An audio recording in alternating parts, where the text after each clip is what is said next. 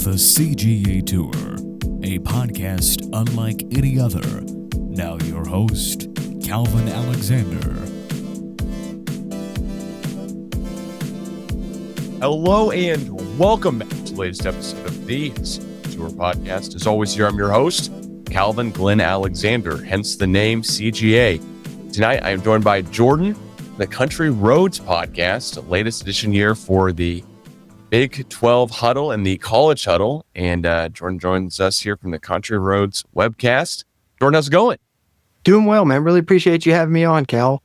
Excited to talk some Big 12 tonight, and really excited to be a part of the College Huddle, meet a lot of the other shows here around the conference, and getting in with some Big 12 talk here is always fun and a good way to get through the off season. Some fun topics to talk about. So excited, man. Really appreciate you having me on. Yeah, of course. Thanks so much for joining. We're going to do a little bit of a fun kind of show tonight where basically some older Big 12 members are going to go through the whole Big 12 conference here and say the top three players at quarterback, running back, wide receiver, middle linebacker, defensive end, and then probably do coaches and top three teams as well. We've got time for it. So first off, though, Jorden, I got to ask here, the burning question on everyone's mind here is a Big 12 fan, Oklahoma State fan. I remember the Rich Rod days at West Virginia. How do you feel about, the Rich Rod coming back to Morgantown? Yeah, man, it's been kind of surreal starting off, at least. A little bit there at the beginning when we first came back, or when it was first feeling like it was going to be a possibility, it felt pretty surreal. And now, once it come all the way around and in full circle to where it's a reality now, the closer we get to the season, starts to feel a bit more real. And I think, for me personally, it's also kind of full circle with my fandom with West Virginia, because when I, first kind of really started getting into college football, becoming big into being a WVU football fan, was when he was here, and West Virginia was having that great run from 05 to 07. And then, of course, how it ended to now see that 17 years later, we're going to try and bring it back around and have that type of success again. It's exciting, man. For me, when the candidate list started narrowing down in the process, when we were finally looking for a new coach and knew that he was actually involved and started looking more and more like it was going to be him, I was pulling for him, pretty much the whole way, hoping it would be him. So, for me personally, I'm really excited for it. And I think the fan base as a whole, even those that were maybe a little bit on the fence when it initially happened, have really came around when they've seen the money that's kind of been behind him donor-wise. That's led to, one of the better staffs that we put together in school history, paying one of the defensive coordinators there from Oklahoma and Zach Alley, poaching him from the SEC, getting him to come paying him more than West Virginia has ever paid an assistant coach. And then you go out in the portal and you get some really big moves as well. I mean, it's a complete overhaul of the roster, which you kind of expect. It's just a complete change in mentality and styles from the Neil Brown regime to the Rich Rod regime. And we're going to have to see how it plays out on the field. Hopefully it leads to W's, but I think if nothing else, it's going to be really exciting brand of football on the field here in year one. We'll see how long it takes them to turn around and get the program to where they want it to be. But for me, man, I couldn't be happier with it. Rich Rod's back and that hard edge is back in Morgantown, as he likes to say. So I'm super excited about it. I really am. Yeah, I mean, the Steve Slade and Pat White days are something of some glory days, right? I mean, that's something where you talk about all-time highlight reels and stuff you're watching on YouTube late one night.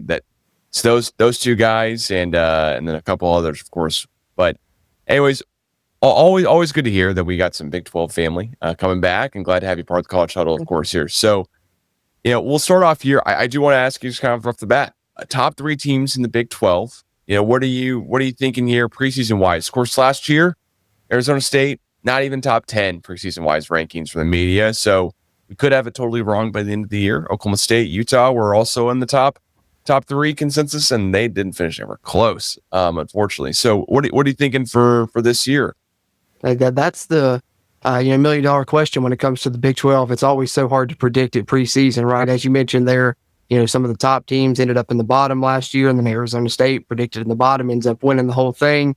And, the past few years have kind of been that way. I think the champion the couple years prior to that was predicted, 7th or 8th in the Big 12 preseason poll. So it seems like there's always a team that comes out of nowhere. So, yeah, like you said, maybe completely way off base here by the time the season rolls around and we get to November, December.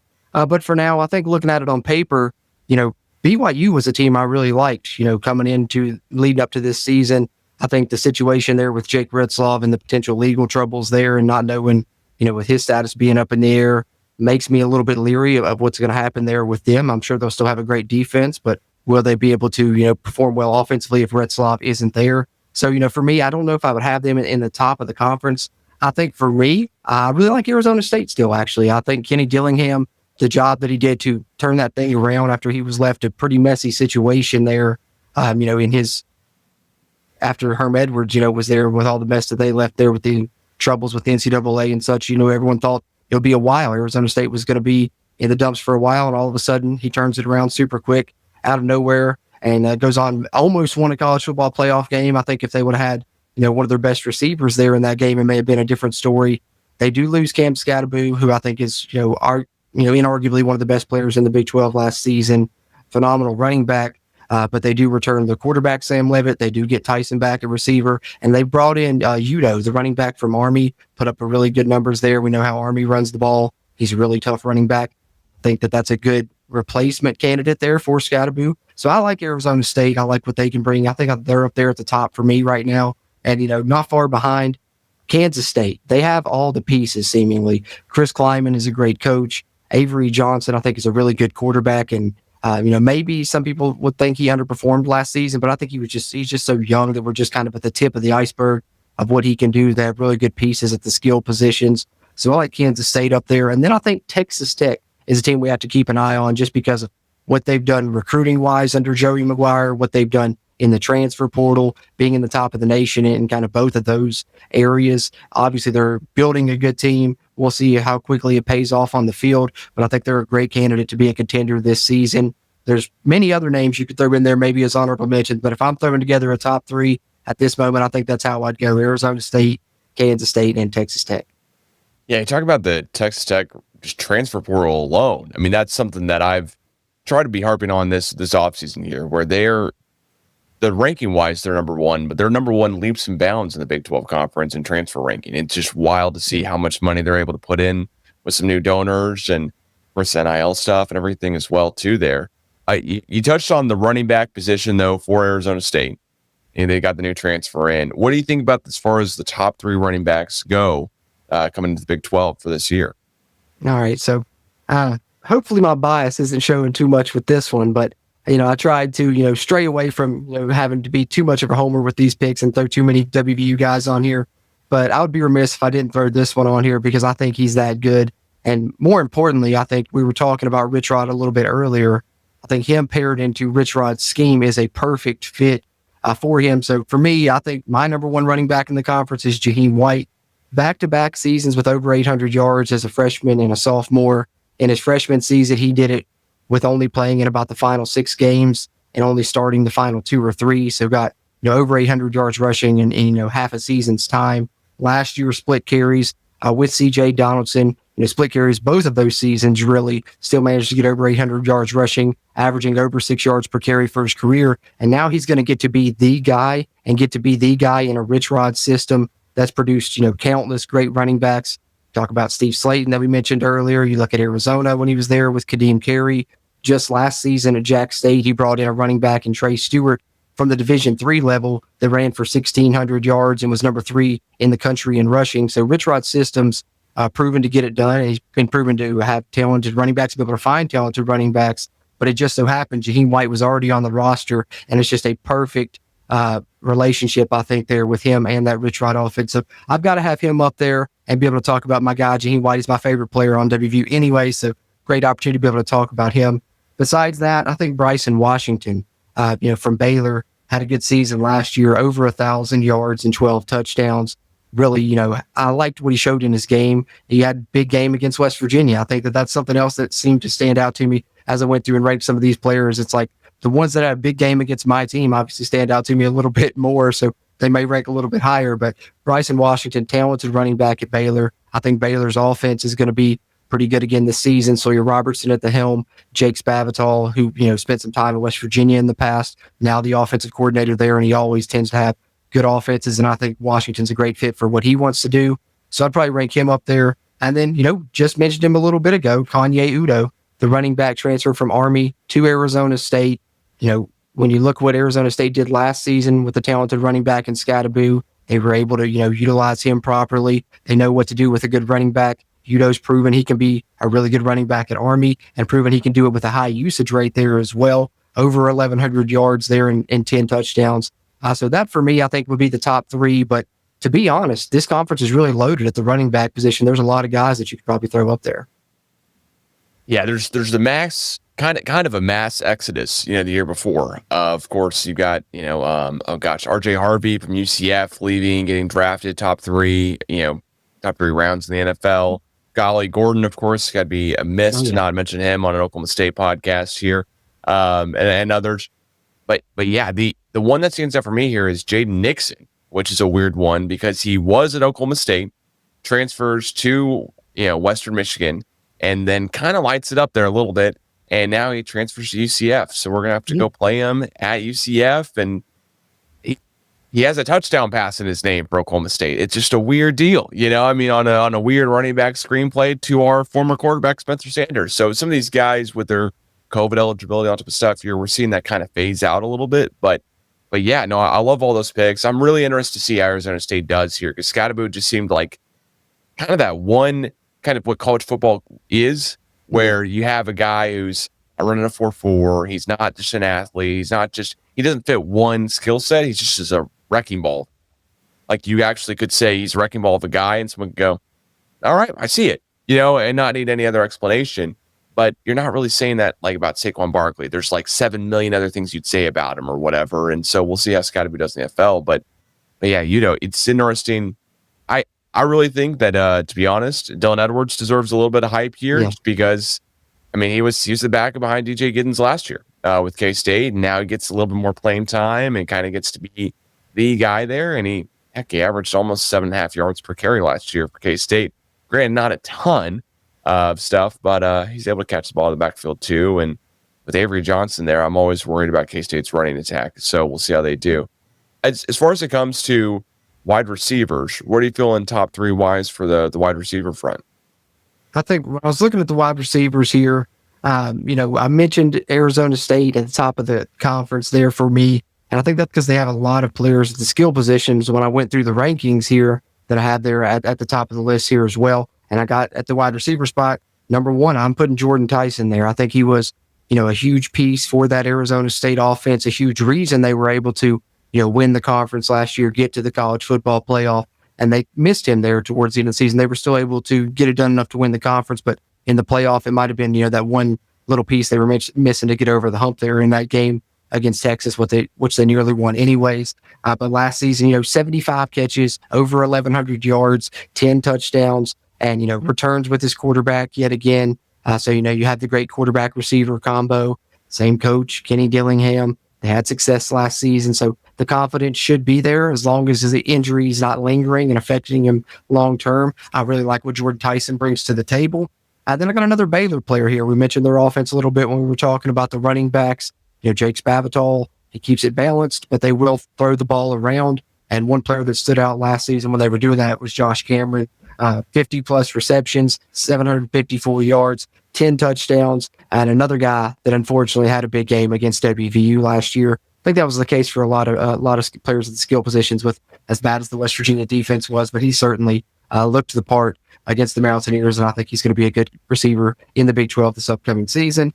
And then Kansas State, the best receiver to me, Jace Brown there, and he's right here in the top of the conference for me because I think, when you look at the guys on the list, there's a lot of good receivers in the conference, but Jace Brown may be the best deep ball threat of them all. He got his 820 plus yards with less than 50 catches. So, we're talking about a guy that had nearly 20 yards per catch on the season last year. So certainly was a big play threat. If he can do that again, we talked about the running game a little bit there with mentioning Avery Johnson and Dylan Edwards, and you have to be worried about that. And so with what you commit into the box for the running game, if you leave Jace Brown single covered, he's got the ability to beat you deep and make big plays. So I think he's up there for me. So that's probably what I would rank it as far as my top three in the Big 12. But like I said, a lot of guys that probably deserve mention there, but those are the three that came to mind right away. Yeah, that pick there with Jace Brown, he's the guy who I think will make some names. He'll get some name recognition here for sure for K-State. It just seems like a wild, good target there for Avery Johnson to be able to stretch it out where he's basically just as fast as can be, but also 6 feet tall. He's able to get some jump balls as well there a little bit too. I'm really curious to see here how Colorado does, because wherever you see Colorado has, of course, they've got a new quarterback. We're all aware, I think. But yeah, they've got to replace Travis Hunter. They got to replace the Heisman Trophy guy. But they're bringing in guys. They immediately they lost everyone, it seems like, from the wide receiver room last year. So, what are they going to do? Instead, they bring in two guys here who are both 4-stars, and Sincere Brown, and then Joseph Williams. So we'll see what they end up doing with both those guys here. And I don't know. Colorado's just the weird one for me. What do you think about Colorado just a team this year? Is there any way we're going to be able to figure out who they are, or halfway into the season even? I mean, their whole team's new, basically, it seems. Yeah, seems like the mystery each year, right? Since Deion's been there, because I know last year they exceeded my expectations and a lot of other people's, I think, as well. And maybe I guess this year will be the kind of the telltale sign. Was that due to the star power that they had with the Travis Hunter, the Heisman winner, and of course Shedeur Sanders, really great player for them as well. Now, as you're talking about, they're replacing those players. Seems like they've done a good job in recruiting, going out getting some big names. They're the big talented quarterback that they brought in. So they've recruited well out of the high school. The receivers we mentioned there, they've recruited well out of the portal also. Caden Salter in, the quarterback from Liberty. Interesting to see who ends up winning the job there at the quarterback spot, I guess, is one thing I'm going to keep an eye on with them. Seems like they're recruiting well. They exceeded expectations last year. If everything on paper, adds up, and then they could potentially be pretty good again this season. We'll see, though, because like you said, it's a lot of turnaround, and maybe they're going to be a little bit younger. They may be doing it with some, high school guys versus only transfers like they've tended to do it in past seasons, although they do have some good transfers on the roster as well. It's definitely a team to keep an eye on this season, maybe one that doesn't get ranked high in the Big 12 preseason poll. That is the one that surprises, that they could be a candidate for, one of those teams that does that, because it seems like there's definitely going to be at least one or two of those every year here in this conference. Yeah, it definitely does. I'm hoping Oklahoma State's one of those teams that, hey, we're able to bounce back after having a rough season and able to remake ourselves year over year. And maybe this is the year that we remake ourselves into much better. But I'm going to hold my breath here on that. I wouldn't be surprised. Last year happened so badly. Yeah. Last year, we on our weekly podcast, when we do our game previews, we do around the Big 12 segment, just kind of go through the conference schedule and all three pick our winner in each game. And I remember, one of our things we always like to say is when we go through on that segment is you can't ever bet against Gundy. And I remember last year going through week by week, and it was like, I'll pick y'all up. So I was like, can't ever bet against Gundy. And it was the first time I went to that saying, and it's never really paid off for me. But I do, I'm going to echo that again, because I think you can't ever bet against Gundy, man. He's been there 20 plus years, been super successful, one of the better coaches in the conference. And when he had a down season like that, I think you probably, or it would be a better bet to think that he's going to bounce back than he's not going to. So, yeah, definitely, I could see it, man. I truly could. Yeah, I'm definitely hoping it happens. I don't think he currently has a guy on the roster here which would make the top 3 quarterbacks, which I'll get to here just right now. I'm just a skeptic until I'm a believer here, just with Gundy and Oklahoma State. There's been so many years where it's, hey, this is the promised land, and we're going to be able to push over the hump and go for it. And last year I was totally drinking the orange Kool-Aid, and this year I'm like, you know what? I need to rethink a couple things, because last year just 9 straight losses. We'll do that to you, especially all losses in conference. So with that being said, quarterback wise, is it Sam Leavitt and then everyone else? I mean, the Arizona State quarterback last year, freshman, comes in, wins the conference, of course, has a great coach and great running back behind him. But is it now the Sam Leavitt show in the Big 12? Yeah, I think it is, personally. I really like Sam Leavitt's game. Scatterboo got a lot of the headlines, and rightfully so. I mean, he was an incredible player, but, it allowed maybe Sam Leavitt to fly under the radar a little bit, and people don't realize how good he was as well. That really helped that team last season. Having him back is big. And then, he did it being a really young quarterback as well, now with a little bit of experience under his belt, experience in big games, having a successful season as they did. So we're going to see, what he can become. I think it's going to be really fun to watch here in this conference. You look last year, 2,800 yards. What's most impressive to me with his numbers is the 24 touchdowns versus only 6 interceptions. And of course, he added another 400 plus yards with his legs on the ground there. So he can hurt you in multiple ways. A dual threat. And like we said, we talked about my top teams in the conference. Arizona State was there. And I think one of those reasons is not only the success they have last season makes you believe in Kenny Dillingham, but as we've talked about the skill positions now, I've had one of their players in the top 3 of each of the skill positions, and that's always going to lead you to a potential successful season if you got guys that can get it done there. So I think Leavitt's the best in the conference. But I do think, other than that, and, maybe there's some other people that would throw it up there for debate with Leavitt, but I think there's a lot of good quarterbacks in this league as well. It was tough to cut it down to a top 3 for me. I think that, maybe there's a couple of guys that I didn't include in my list that a lot of people would have in theirs. We talked about Baylor, Sawyer Robertson. I wanted to have him on here. Didn't end up making the cut for my top 3, just outside. Jalen Daniels at Kansas, if he's finally healthy now, he's been shown to be a really good quarterback. But I think behind Sam Leavitt, I would go Avery Johnson at 2 personally. Maybe it's my bias because, we talked about the Rich Rod offense, the Pat White Slayton days. I always love those quarterbacks that are super fast, can hurt you with their legs, make big plays in the ground game. We talked about that Kansas State rushing attack. So maybe my bias is coming into play a little bit, ranking him at number 2. But I think that he really is super explosive, and he makes Kansas State dangerous with what he brings to the game. 2,700 yards passing last year, 25 touchdowns, 10 interceptions. But then that dangerous element there with the ground game, 605 rushing yards and 7 touchdowns. So I would have him number 2. And then at number 3, I went with Josh Hoover. They run that system there under Sonny Dykes that he's going to put up really good numbers. So he has it stats-wise. TCU is another sleeper team this year you can maybe look at in the conference if we're talking about sleeper contender teams. I think the Horned Frogs are a definite candidate. Hoover had a really good season last year. Nearly 4,000 yards, 27 touchdowns versus only 11 interceptions, and has a good chance to have a really good year again this season. So for me, that's what I went with. It's a top 3, but certainly a lot of other quarterbacks that are probably deserving to be, at or near the top of the list of Big 12 quarterback rankings. But I think Sam Leavitt, to me, is inarguably at the top, but that's just how I feel. What do you think about Rocco Becht, though, with Iowa State? He was the guy last year where, Iowa State basically starts Big 12 championship and it's down 21-0 almost immediately. It was just a blowout from the get-go. Hard to come back from that. But this is going to be Beck's 3rd year coming in as a starter. And so you'd figure this would be the year he definitely puts it all together. Last year, there was some BYU was getting their season spoiled by some Iowa State games and some other games like KU. But Iowa State just, to me, they've got a great head coach. They've got a great quarterback. Can they...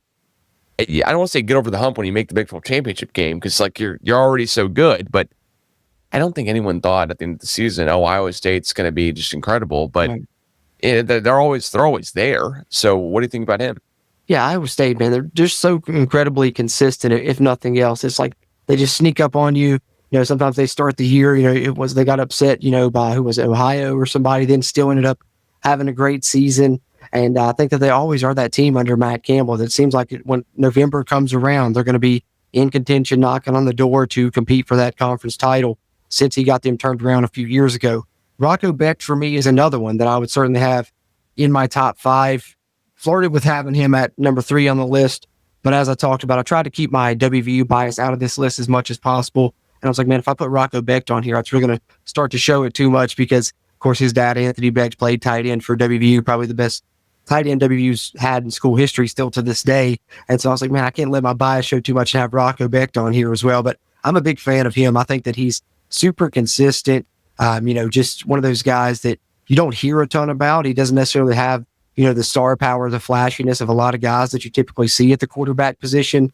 But what's I like most about Rocco Becht is that he just is a winner, finds ways to get it done and win games, and consistently will have TCU competing and in contention. I wouldn't be surprised to see him do that again this season and have a really good year. And I think, most impressively is how he's done it. Like you said, this will be his 3rd year starting. So he's done it since, the beginning, really, since he was a really young player. And that was kind of thrust upon him after that gambling scandal and Hunter Deckers was forced out there of Iowa State. He kind of stepped up and said, all right, now it's my time to shine, and took it over like it was nothing. And it has been rolling ever since. So I think he'll have a really good season this year and definitely could make a case for him being one of the top quarterbacks in the conference. Yeah, Hunter Deckers thing, man. I saw he got drafted in the NFL, and I was like, wait, what happened with this guy again? And I had to kind of relearn the whole deal. It was a blur. Oh my gosh, yeah, that's right. He's part of the NCAA's kind of gambling scandal where it seems like there's nothing happening anymore where you could get kicked out of the NCAA. But gambling on your own team to win games, that probably was nail in the coffin. It's kind of I don't know where it lies in the, you're fine. Go ahead for it. I just don't know how that happens. But hey, you know what? Yeah. I'm not the guy who's on the team or close to it. So I'm not there to make the decision either way. as far as it comes to the defensive side, I chose two positions here, so feel free to talk about like another position if you wanted to. But middle linebacker and defensive end, those are the guys in my mind that are going to make the all Big 12 weekly honors or whatever, and get some of the key tackles in the game, interceptions, at least linebacker. Maybe it's going to be the corners, maybe it's going to be the safeties. But as far as it comes to like middle linebackers in the Big 12, did you have any consensus kind of top 3 or 6 or 1? Yeah, I think for me, there was a couple names that really stood out on the list. I think to me, there's like a top 2, and then when I was looking for 3, there was a few names that I was looking at, and it's a little bit more up in the air there. I think for me, the top 2, when I looked at it on paper, there's always a chance of me overlooking somebody that's potential as well. Sometimes it's kind of hard to tell who's going to be where with all the transfers in and out and the movement. Is this guy returning? Did he go to the draft? Who do they have coming in to replace him? There may be a really talented linebacker coming into the league that I'm not aware of yet. But I think that Keaton Thomas at Baylor, really great season last year, 100+ tackles, all conference, all Big 12 team. Like what he brings to the game there. Dave Aranda, obviously knows what he's doing with the defense. Keaton Thomas is someone that's developed a ton since early in his career to become the player that he is now. Actually began his career, I think, as a preferred walk-on at WVU back in the day, interestingly enough. So what he's developed into throughout his career is really phenomenal to watch his track record and to see what Dave Aranda and the Baylor staff's been able to do with him has been really impressive, to the point where he had 100+ total tackles last season, all Big 12 performer, and now I think can be considered, potentially maybe the top returning linebacker in the conference. I've got him right up there, but I think then Jacob Rodriguez is the other one that you got to look at there. 100+ tackles for him as well. Actually, 127 total tackles, which is just a ridiculous number. So to me, with what they do, patrolling the middle of the defenses there and just, eating up a ton of tackles, both of those guys for me are up there. Beyond that, you can look at a bunch of different names. Cincinnati's linebacker Jake Golday is one that stood out to me when West Virginia played Cincinnati. I think last season he dealt with the injury bug a little bit at times. So, maybe that affected his numbers, but still, even with that, 150+ tackles over the past 2 seasons, a really big linebacker, kind of that prototypical size that you want at that position. And I liked what he brought to the game there. So those were 3 that stood out to me as far as linebackers are concerned in the conference. Keaton Thomas and Jacob Rodriguez particularly at the top for what I was looking at the numbers.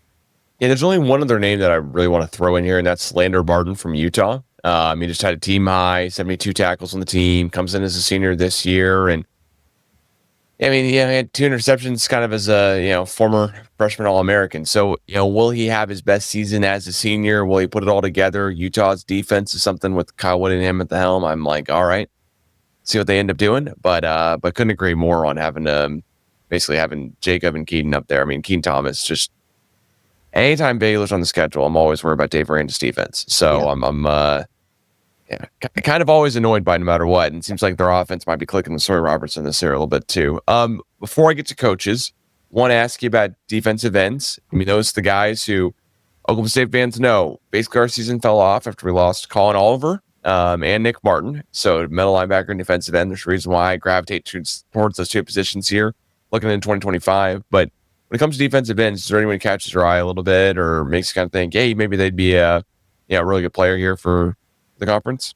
Yeah, I think you touched on right there what stood out to me when I was, kind of looking at the edge rushers for the conference for this upcoming season is a lot of that star power from, the pass rushers that were here. A lot of it has moved on, not a lot of returning necessarily edge rushers that really stand out. A lot of these guys coming in, I think, are transfers that are going to stand out that I at least have in my top 3 on my list here. And I went back and forth with who to have at number 1 or number 2.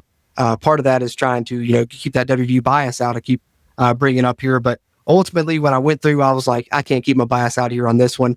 For me, Jamori Robinson, the pass rusher that West Virginia brought in from UTSA. He was the defensive player of the year last year in the AAC conference, 15 sacks. And so I have him just a little bit above who I have there at number 2. I think that he's my top pass rusher potentially for the conference this year.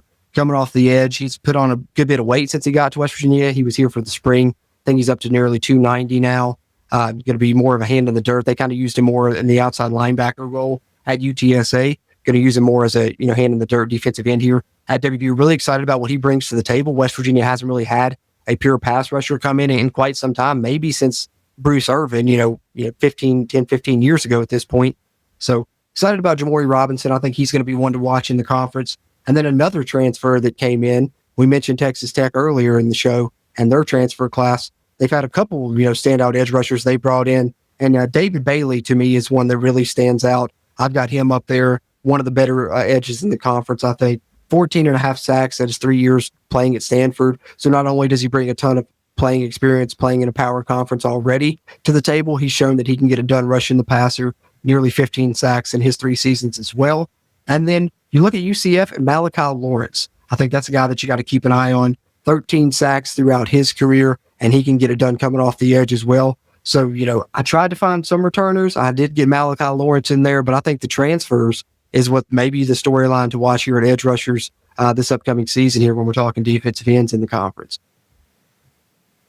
Yeah, for me at least, there's only a couple Oklahoma State guys I would even throw in mentioning year period. Clearly, I'm not huge on the Oklahoma State depth and experience. And hey, transfer portal, all the type of stuff here, we could learn here a whole new type of deal by the end of the season. But I do want to shout out Obi Exigbo. Last year, I totally butchered that pronunciation, but he is a defensive end for Oklahoma State that last year had 19 total solo tackles, 3 sacks on a year where you're not talking about the defense. And so I think there's a lot to say is he could be a guy who, at the end of the year, making a couple Big 12 defensive honors and getting a couple Big 12, maybe all defensive second team or something like that here, just because he is the guy who's basically going to have to get to the pass rusher. I mean, there's not a ton of guys here who are experienced in the Oklahoma State team, but you're talking up a West Virginia guy or two, and I'm like, you know what? I got to throw an Oklahoma State guy or two just because I do know how impactful it was when he was in quarterback. Granted, it didn't get us wins, but it helped out a little bit here and there. And that's for sure. And it got us a couple wins earlier on in the season against Arkansas, especially. That was kind of the game there where he has 9 total tackles, and it wasn't his most impactful game overall in amount of tackles, but it was the most impactful game where we won the game. So I'm going to take that for a victory there for sure. When it comes to coaching in the Big 12 here, that's where I've got to shout out Gundy. I think year in, year out, Gundy's got to be one of the top 3 coaches of the Big 12. Matt Campbell's up there. Kenny Dillingham's up there as well too. But you mentioned Dave Aranda and so many others. Who are your top 3 coaches in the Big 12? It's interesting because it just kind of, to me, when I was making the list, I was like, how do I want to look at this? Do I want to look at, with a little bit more recent filter on it? And, because if I look, last season, that's going to affect Whittingham and Gundy, but their tenures have been so great that it's hard not to consider them, near the top of the Big 12. And you mentioned a lot of the other coaches that are really good, that are kind of more new to the league. When you talk Dillingham, Lance Leipold's done a good job at Kansas. Chris Kleiman's done a great job at Kansas State. I mean, Rich Rod's, probably had a Hall of Fame career, but, you can't really include him there because he hasn't done it in the Big 12 yet. He's just coming back to WVU for the first season. So I don't think I could put him in there, but I do want to, throw him a mention in there because I think he's had a great coaching career. But when I went and broke down the list, I decided, let's just go ahead and go at it kind of career-wise because, if I'm talking best coaches, I got to kind of look at the full body of work. And if I'm looking at the full body of work, Mike Gundy's number 1 for me. I'm not pandering when I say that either, just because I'm on your show, Cal, but definitely I've been a bit Mike Gundy fan for a while. Fans of the Country Roads Webcast that listen to the show can vouch for me that I've always been a Mike Gundy supporter, and I think that he's got a good chance to turn things around, and I hope that he does.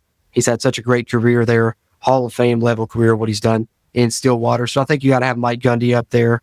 And then Kyle Whittingham, I know, their first year in the conference didn't go as planned, but similar things you could say about Mike Gundy, you can say about Kyle Whittingham. He's been doing it forever and been doing it at a high level consistently forever. I love what he does culture-wise with his Utah programs, how physical they are every year in and year out. Even last year, not having a good season, it was still a team that you didn't want to play, the level of physicality and defense that they brought. So I like what he does culture-wise and how he's established it there at Utah for a long time. I think he's up there.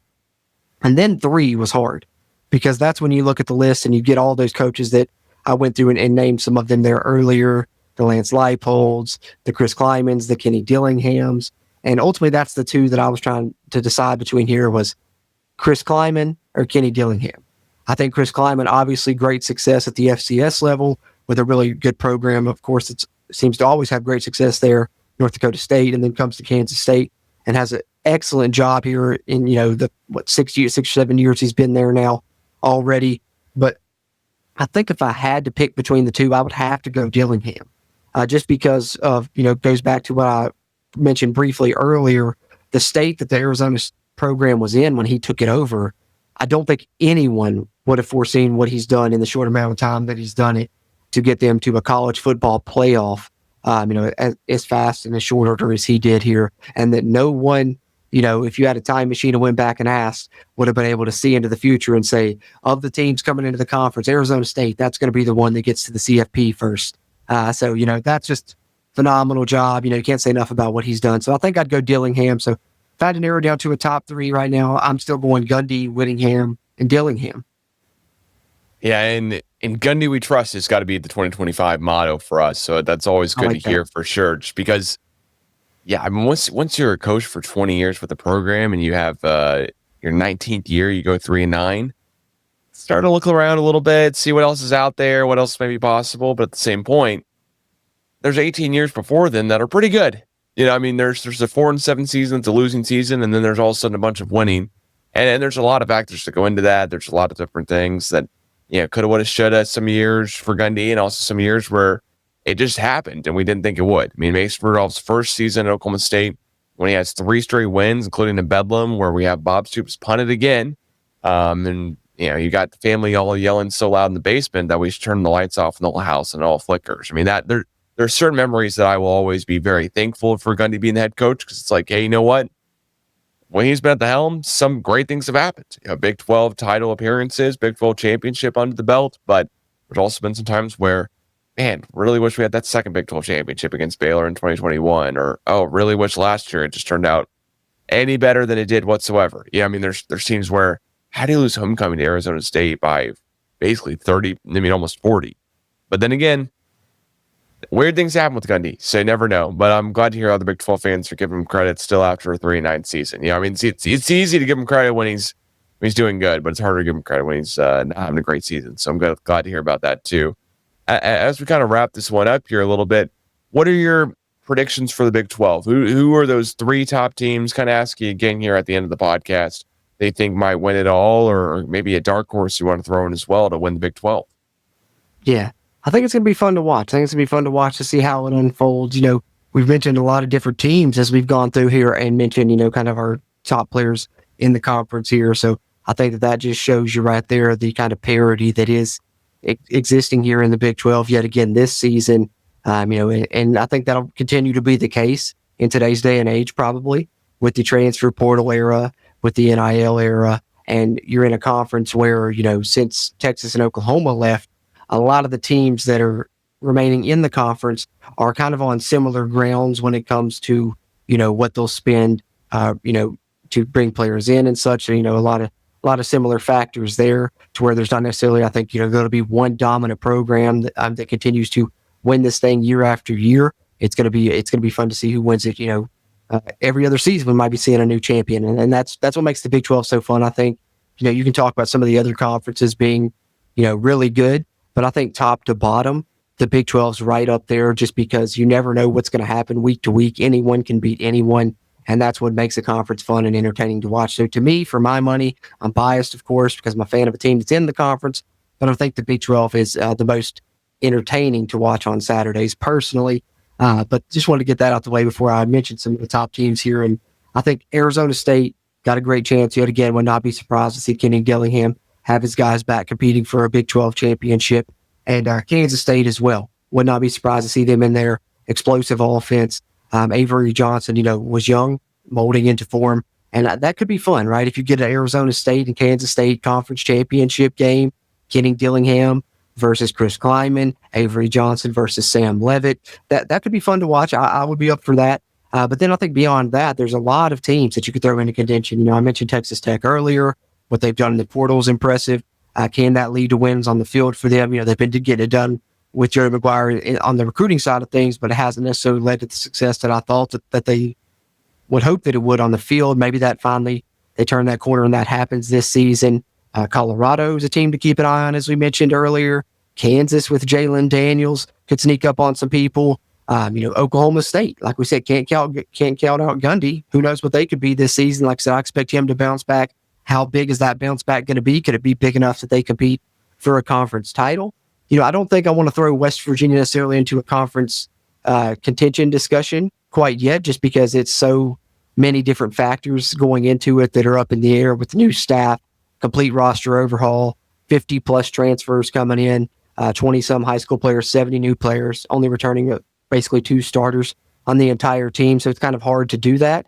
But, Rich Rod has gone on record of multiple media appearances he's made this offseason saying that's their goal, is to get it done in year one. They want to get this thing turned around and win as quickly as possible. So that's certainly what they're going after. And you never know what could happen, but it's just too up in the air for me to say they'll be a contender. But I'm certainly keeping an eye on them. Hopefully other teams in the conference will, and maybe I will surprise some people there. But I think if I'm throwing in a dark horse to go along with some of the other names that I mentioned there that could potentially be contenders, Arizona State and Kansas State, probably my top 2 favorites. But TCU would probably be my favorite dark horse. We've seen what they can do playing for a national championship just a couple of years ago. Had Josh Hoover up there in my top quarterbacks ranking. And, they just seem like there's a team that not a lot of people are talking about. So they may be my dark horse. But also, BYU had a really good start to the year last year. The other quarterback situation is up in the air, but they're going to have a good defense as well. So, you can name a ton of teams in this conference. That's what's fun about it. I think, to me, Arizona State and Kansas State are my top 2 personally that I think are going to be in contention. We'll see what happens once the season plays itself out, but a lot of fun potential dark horse names you can look out there as well. Yeah, Sonny Dykes and TCU, I think, is a great one to throw in there, just because you got a guy who's been coaching for forever, and TCU knows how to win games. But if you've got one of the best quarterbacks in the Big 12, you just can't count out Sonny Dykes. I mean, we saw it with Max Duggan not too long ago, like you said, national championship appearance, and that was a TCU team that just came out of left field, came out of nowhere, all of a sudden was there. And they didn't even win the Big 12 conference, weirdly enough, in the championship game against K-State. But that was their one loss the season before against Georgia. So it just is a random, weird kind of deal we've got going on in the Big 12. I'm excited, though. I'm excited to see what Gundy's got cooking up at quarterback, what Oklahoma State could look like a little bit here, because everyone's down on the Oklahoma State Cowboys, it seems, except for the potential of them just doing a little bit better than they should. The expectations are low. Gundy prevails. Expectations are high. Last season happened. So we'll see. Expectations are real low. 16th best quarterback in the Big 12, maybe, or maybe 8. We'll just see what happens here. We've got guys who have not thrown a pass behind center, no matter what, when it comes to the opening snap here in Boone Pickens Stadium against UT Martin in August. So, Jordan, thanks so much. If you're not already, please make sure you go see Jordan and Country Roads Webcast. All the links will be below here in the description. Really appreciate coming on, and have to get you on here before too long again, just to do some previewing some matches for the Big 12. And hey, you know what? Not too long here before we have some college football kicking off here in a couple months. So, Jordan, thanks so much again for joining, and we'll catch you guys again soon. Thanks for having me.